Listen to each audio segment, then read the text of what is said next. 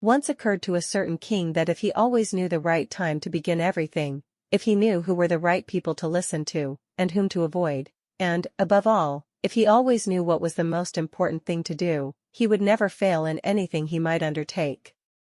And this thought having occurred to him, he had it proclaimed throughout his kingdom that he would give a great reward to anyone who would teach him what was the right time for every action, and who were the most necessary people, and how he might know what was the most important thing to do. And learned men came to the king, but they all answered his questions differently. Could not wait to be laid before a council, but about which one had at once to decide whether to undertake them or not. But in order to decide that, one must know beforehand what was going to happen. It is only magicians who know that, and, therefore, in order to know the right time for every action, one must consult magicians. Equally various were the answers to the second question. Some said the people the king most needed were his counselors, others, the priests, others, the doctors, while some said the warriors were the most necessary. To the third question, as to what was the most important occupation, some replied that the most important thing in the world was science. Others said it was skill in warfare, and others, again, that it was religious worship. Drawing of a king's throne room. All the answers being different, the king agreed with none of them, and gave the reward to none. But still wishing to find the right answers to his questions, he decided to consult a hermit, widely renowned for his wisdom.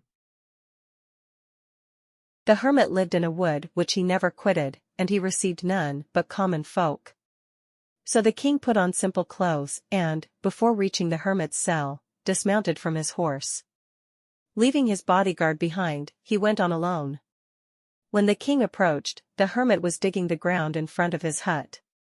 Seeing the king, he greeted him and went on digging. The hermit was frail and weak, and each time he stuck his spade into the ground and turned a little earth, he breathed heavily. The king went up to him and said, "I have come to you, wise hermit, to ask you to answer 3 questions. How can I learn to do the right thing at the right time? Who are the people I most need, and to whom should I, therefore, pay more attention than to the rest? And, what affairs are the most important and need my first attention?"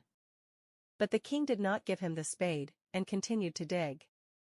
1 hour passed, and another. The sun began to sink behind the trees, and the king at last stuck the spade into the ground, and said, "I came to you, wise man, for an answer to my questions. If you can give me none, tell me so, and I will return home." "Here comes someone running," said the hermit. "Let us see who it is." The king turned round and saw a bearded man come running out of the wood.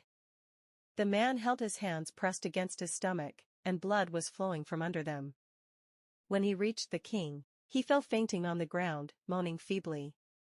The king and the hermit unfastened the man's clothing.